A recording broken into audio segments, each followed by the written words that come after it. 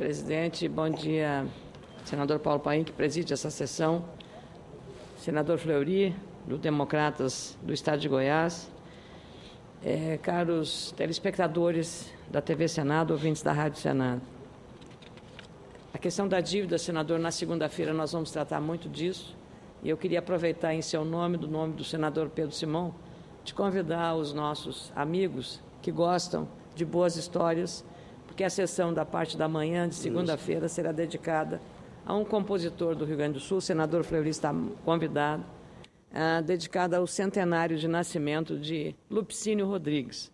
Foi um dos mais festejados, continua sendo, porque a morte não significa a morte e o esquecimento. As músicas são eternas e continuam sendo cantadas e interpretadas, especialmente em relação aos torcedores do Grêmio, porque ele foi o autor do hino do Grêmio. Então, esta cerimônia, esta sessão especial vai celebrar na segunda-feira, com os 3 senadores gaúchos, iniciativa dos 3 senadores, o centenário de nascimento de Lupicínio Rodrigues. Músicas cantadas por vários intérpretes no Brasil inteiro. E a questão da dívida, senador Paim, nós vamos abordá-la na segunda e na terça-feira. Porque... Vossa Excelência permitir, Vossa Excelência não falou. Gostaria só, Vossa Excelência, também lembrasse a todos de uma iniciativa sua, importantíssima pela parte da tarde na segunda-feira. Sim. Sua, claro, com outras mulheres lutadoras, na verdade, mas é importantíssima essa iniciativa de Vossa Excelência. Na verdade, a sessão da tarde, muito obrigado, senador Paim, porque, veja, são de novo, o senador Fleury aqui fez muita referência às vozes femininas, ou seja, a presença da mulher na política brasileira, seja no Executivo, no Legislativo, mas também no Judiciário, no Ministério Público, nas carreiras de Estado, na diplomacia, na Receita Federal. A líder da Receita Federal é uma mulher, a presidente do sindicato. Então, de fato, o protagonismo feminino hoje no Brasil é extremamente relevante. E são as mulheres que estão cuidando da saúde dos homens, porque segunda-feira, às 17h30 aqui, numa sessão conjunta de Câmara e Senado, vamos fazer o início da celebração do Novembro Azul, que é para prevenir, chamar a atenção de todos os homens para a necessidade da prevenção ao câncer de próstata. Então, lhe agradeço muito, porque essa sessão, senador Paim, tem esse objetivo. Como agora, e vou abordar isso, estamos encerrando o Outubro Rosa, com um grande êxito no sentido da divulgação, mas vamos abordar. Eu começo hoje a falar aqui, me dirigindo a um outro extremo do nosso Estado, senador Paim. Nós somos do Rio Grande do Sul e eu vou falar para o Rio Grande do Norte. E por que uma senadora do Rio Grande do Sul vai falar para o Rio Grande do Norte? Porque ontem, exatamente a 1h e 19 minutos, eu recebi uma mensagem por fax, de um telespectador potiguar, que é como se chamam as pessoas que nasceram no Rio Grande do Norte, como nós somos chamados de gaúchos ou rio-grandenses, mas lá também eles são rio-grandenses, porque são rio-grandenses do Norte, nós rio-grandenses do Sul. Eu recebi uma mensagem do João Arthur. Ele não colocou nem o sobrenome, nem o telefone, nem o endereço, porque tudo que entra no meu gabinete é respondido. E por isso eu estou respondendo aqui, porque se o João Arthur, lá em Currais Novos, uma cidade de pouco mais de 40 mil habitantes, que fica a 185 quilômetros de Natal, a capital do Rio Grande do Norte. Natal eu conheço, uma belíssima e acolhedora cidade. Maravilhosa. E veja só, senador Paim, o João Arthur escreveu coisas aqui que, como jornalista, me pareceram e são extremamente relevantes. Ele começou dizendo o seguinte, e aí para os nossos colegas da TV Senado e da Rádio Senado, mas especialmente da televisão. Começou ele escrevendo, senhora senadora, a TV Senado e a TV Câmara nos permitem acompanhar o trabalho dos parlamentares, seja no Senado, seja na Câmara. Eu sempre assisto e gosto muito. Olha só. Ouvi um pronunciamento da senhora após as eleições, onde foi abordado o tema foi abordado, e também ele faz teste e comentário sobre a deslealdade na competição eleitoral que eu tinha abordado aqui. Ele diz o seguinte: candidatos não se desvinculam do cargo para disputar as eleições usando toda a máquina do poder para ganhar. Sendo assim, é muito difícil o adversário chegar ao poder. Olha a compreensão linear, singela e verdadeira.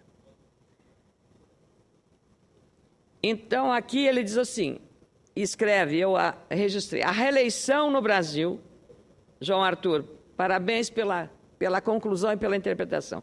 A reeleição no Brasil significa o uso do poder econômico de forma abusiva, a destruição das cidades, já que nada é fiscalizado para não entrar em conflito com A ou B.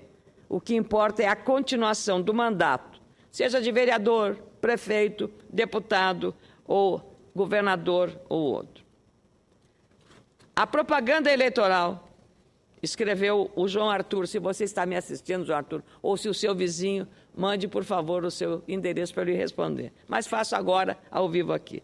Lá de Currais Novos, Rio Grande do Norte. Descreveu ele, a propaganda eleitoral é regulamentada por lei para evitar o abuso do poder político e econômico por parte dos partidos e dos candidatos, só que não é fiscalizado como deveria. E ele escreveu isso. Nessas eleições, houve todo tipo de manobra para garantir a permanência do governo federal. As redes sociais foram usadas para caluniar, desmoralizar, além de ofensas pessoais. Nas cidades do interior, as ruas são estreitas e pequenas, não há grande espaço para comícios que, em vez de divulgar uma proposta de governo, mentem. E o barulho de carros de som, de paredão, é insuportável. E isso acontece até a meia-noite. Uma reforma da lei eleitoral e política é urgente. Voto obrigatório é uma forma de escravidão do voto. Tem que ser voto facultativo. Olha como vai o João Arthur. Ontem, graças a Deus, João Arthur, olha, ontem, graças a Deus, escreveu ele, mas graças também aos votos dos deputados lá na Câmara, foi derrubado o decreto que criava os conselhos populares, só que esses conselhos, escreveu o João Arthur, iriam atuar como porta-voz do governo para assegurar desde já a vitória na próxima eleição. O povo brasileiro tem pouco conhecimento político e esses conselhos seriam cabos eleitorais do governo. É a compreensão de um cidadão, que eu não sei qual é o grau de escolaridade, qual é o que ele faz, mas ele expressa um sentimento que a gente coleta e ausculta quando conversa com as pessoas. Ele faz, claro, uma referência aqui, que eu usei a palavra, até porque foi uma crítica do ex-presidente Lula sobre a composição do Congresso Nacional, que Lula, na visão do presidente Lula, é um Congresso mais conservador. E eu abordei isso. O que é esta casa, o Senado, o que é a Câmara? Se não o retrato perfeito e acabado de uma parcela da sociedade brasileira. Aqui estão as pessoas escolhidas livre, soberanamente, pelo eleitor, de todos os partidos. Então, é esta a forma da democracia. O João Arthur, nessa mensagem, está dizendo o seguinte: é necessário um projeto de lei para melhorar as condições de vida do povo brasileiro. Disciplinando, ele quer também, sugerindo uma lei nacional disciplinando regras, horários, normas para a propaganda comercial, feita em carros de som, às vezes até buzinaço, e pistoletas onde locutores utilizam o microfone no volume o mais alto possível. O Ministério Público e os vereadores não atendem às reclamações sobre a poluição sonora, que constitui um crime ambiental. Projeto de lei nacional estabelecendo limite de horário para o funcionamento de bares à noite em praças públicas para evitar o excesso de consumo de bebidas alcoólicas por adolescentes, algazarras, etc., contribuem para a perturbação do sossego. Projeto de lei sobre calçadas esburacadas e usadas como mostruário de mercadorias, impedindo o livre direito de ir e vir das pessoas. Ou seja, ele está fazendo um desabafo dos dramas diários que, como cidadão, tem. Por poluição sonora, podemos entender, conforme a lei, toda emissão de som que, direta ou indiretamente, seja ofensiva à saúde, à tranquilidade e ao bem-estar individual ou coletivo do cidadão.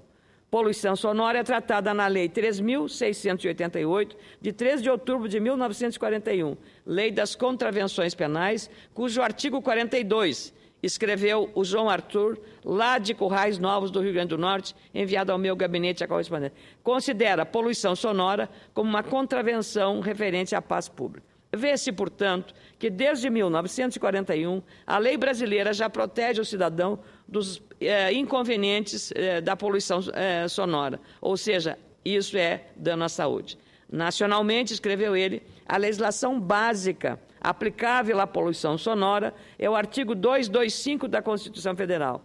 A Lei número 6.938, de 81, que dispõe sobre a Política Nacional do Meio Ambiente. O Decreto 99.274, de 90, que regulamenta a Lei 6.938, de 81, e a Resolução do CONAMA 001, de 8 de 3 de março de 1990, que estabelece critérios e padrões para a emissão de ruídos em decorrência de qualquer atividade. A resolução do CONAMA 002, de 8 de março de 90, que institui o Programa Nacional de Educação e Controle de Poluição Sonora. O artigo 23 da Constituição Federal diz, é competência da União, dos Estados, do Distrito Federal e dos municípios, proteger, aí o inciso 6º, proteger o meio ambiente e combater a poluição em qualquer de suas formas.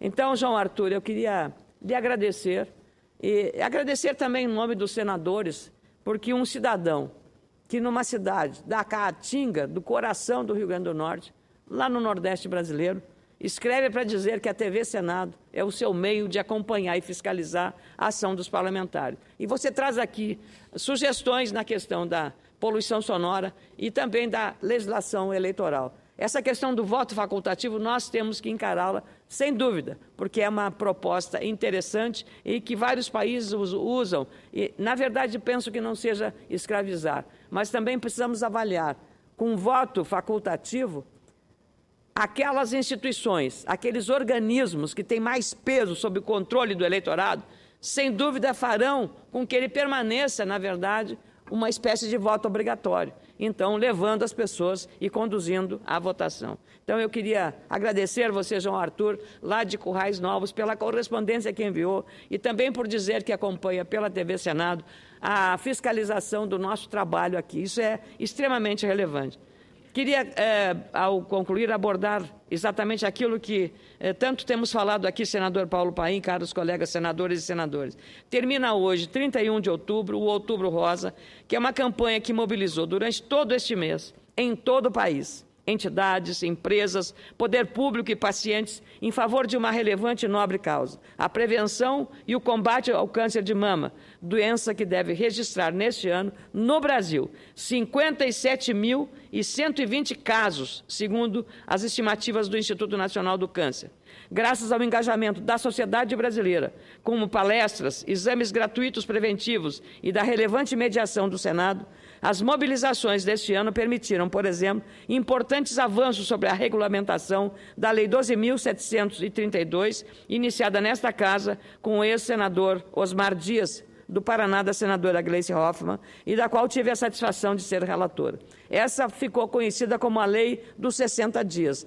Ela, como todos sabem, acelera o atendimento em até 60 dias para o paciente diagnosticado com câncer.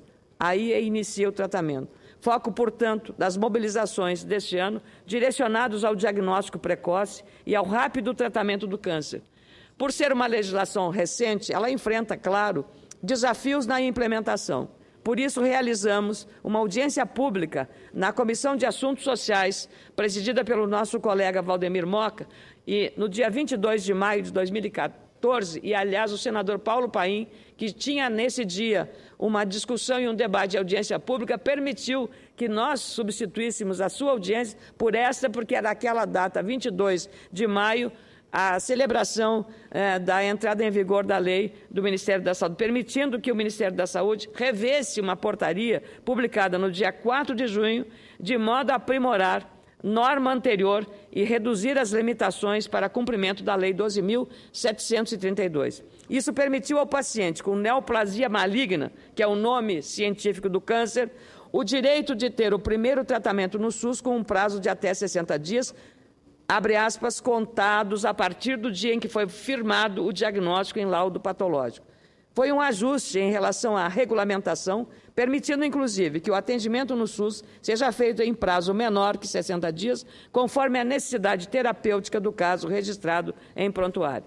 Essa é a forma que o Legislativo trabalha, para que a lei, mesmo depois de criada, alcance na prática o maior número possível de pessoas diagnosticadas com câncer, seja de mama, seja de próstata, que vamos entrar no Novembro Azul, qualquer outro tipo de tumor. Até julho deste ano, 7.157 pacientes estavam inscritos no SISCAM, Sistema de Registro, que reúne o histórico e o tratamento do paciente. Isso representa pouco mais de 1% do total de casos novos de câncer, 576 mil registrados no Brasil, segundo a estimativa do Instituto Nacional do Câncer. Dos pacientes inscritos, porém, só 60% iniciaram o tratamento em até 60 dias após o diagnóstico, como prevê esta lei. Para os outros 40%, esse prazo passou de 60 dias ou até mais de 90 dias, segundo a pesquisa feita de abril a junho, com 54 secretarias estaduais de saúde, hospitais e instituições que tratam de câncer.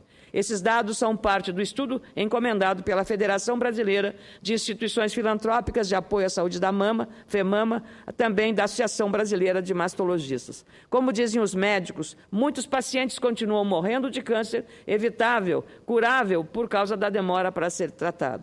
A mesma pesquisa apontou as dificuldades para o cumprimento da lei, mostra que do total de entrevistados nas instituições, 64% relataram que não houve repasse extra de recursos para que a lei de 60 dias fosse implementada de forma eficiente. Metade dos entrevistados também relata alguma falha de funcionamento do SISCAM. Mas eu percebo lá, com a doutora Patrícia, que representa o SISCAM nas audiências que tivemos, um esforço no sentido de melhorar, e vamos continuar vigilantes.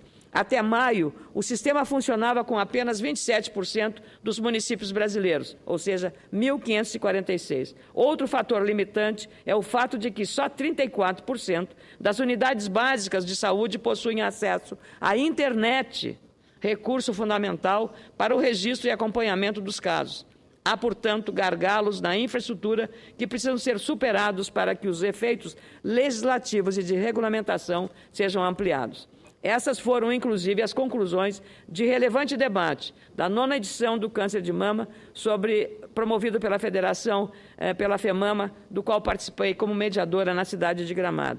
Segundo a oncologista Mayra Calef, os desafios na área da saúde, especialmente no combate ao câncer, ainda são muitos, como as dificuldades de acesso a especialistas e a exames que possibilitam o diagnóstico. É preciso, nesse sentido, agilizar as consultas a especialistas, como também me sublinhou o doutor José Luiz Pedrini, que é da direção da Associação Brasileira de Mastologia.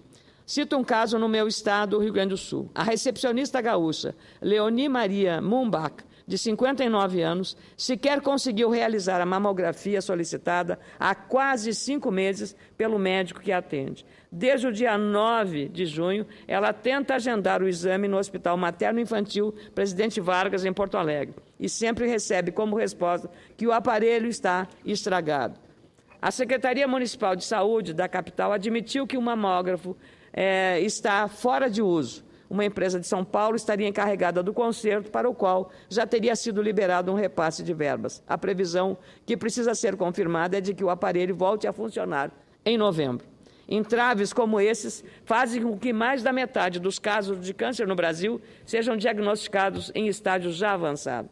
As chances de cura, porém, são maiores quando mais cedo ocorrer o diagnóstico e o tratamento. No caso do câncer de mama, quando isso ocorre, as chances de cura são de 95%.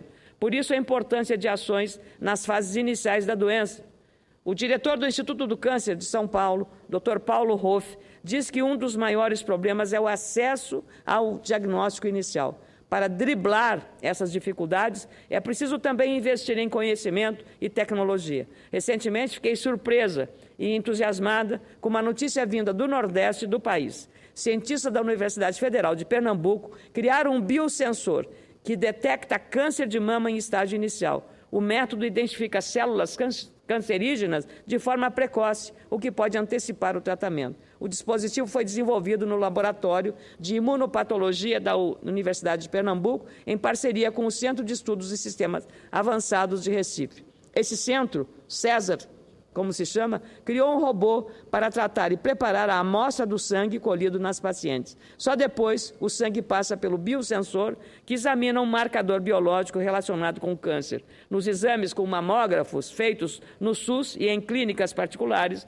o câncer de mama só é identificado a partir de um determinado tamanho do tumor já instalado, 0,5 milímetros. No sistema proposto pelos pesquisadores, o diagnóstico pode sair bem mais cedo, mesmo em tumores com menos de 0,5 milímetros. Além disso, conseguimos avanços na elaboração de outros marcos legais sobre o câncer. A Lei 12.880, de 2013, de minha autoria, conhecida como a Lei da Quimioterapia Oral, garante aos usuários dos planos de saúde o tratamento contra o câncer em casa com remédio de uso oral. O projeto foi aprovado durante o Outubro Rosa do último ano do Congresso e está em vigor desde 12 de maio deste ano. Aí agradeço ao senador Renan Calheiros, que fez aquela agenda no ano passado. A regulamentação dessa legislação também tem sido pautada nas conversas com o diretor-presidente da Agência Nacional de Saúde Suplementar, André Longo, que esteve no Senado para tratar dessa matéria. Graças a essa interação com o Senado, foi possível também ampliar os benefícios da lei aos pacientes que recebem medicação intravenosa. Foi confirmado aos usuários dos planos de saúde o direito a remédios contra efeitos colaterais do tratamento quimioterápico oral, como estabelece o texto da lei. Outra lei, a 12.800, já estou terminando, senador Paim, de iniciativa da deputada Rebeca Garcia, e da qual fui relatora, determina que o Sistema Único de Saúde realize a cirurgia plástica reparadora de mama, que foi após sua retirada por conta de um câncer, se as condições médicas assim aconselharem a cirurgia no mesmo, as duas cirurgias. Retira a mama contaminada e faz a prótese, e recupera e reconstitui a mama. De 2008 até 2012, segundo dados do SUS, 68 mil mulheres tiveram a mama retirada por conta do câncer. Nesse mesmo período, 10% delas conseguiram fazer a cirurgia reparadora. Queremos que isso se avance, esse percentual. Teremos também outras ações importantes até o fim deste ano para fortalecer a luta contra o câncer. Um deles, como já foi citado aqui, é o Novembro Azul, que se iniciará oficialmente na próxima segunda-feira, cobrindo de azul o Congresso Nacional e outros monumentos importantes, ou edificações, ou edifícios, para chamar a atenção sobre a necessidade de ações preventivas sobre o câncer de próstata. Temos, por isso, uma sessão especial na próxima segunda-feira, marcada para as 17h30. Ao fim da sessão, serão acendidas as luzes. Queria agradecer ao senador Paim, dizer que a iniciativa a ser promovida no início de dezembro pela Comissão de Assuntos Sociais é uma audiência pública para discussão de políticas públicas de prevenção ao câncer do intestino e as primeiras ações para elaborar um projeto de lei da criação do Dia Nacional de Prevenção ao Câncer de Intestino. Estimativas do Instituto Nacional do Câncer, o diagnóstico precoce do câncer de intestino resulta em 90% de cura. Somente em 2014, o Brasil deve registrar mais de 30 mil novos casos desse tipo de tumor. Até o fim do ano, pretendo apresentar também na Comissão de Assuntos Sociais um relatório de avaliação sobre as políticas públicas de controle ao câncer do colo do útero e também do câncer de mama. Isso faz parte das atividades do Senado para monitorar as políticas do governo em relação à saúde da mulher e à saúde do homem. Portanto, o outubro termina o Outubro Rosa, para dar lugar às ações do Novembro Azul. Independente do término das campanhas, o importante é que essa luta contra o câncer persista mês após mês. Prevenir é sempre melhor do que remediar. Obrigada.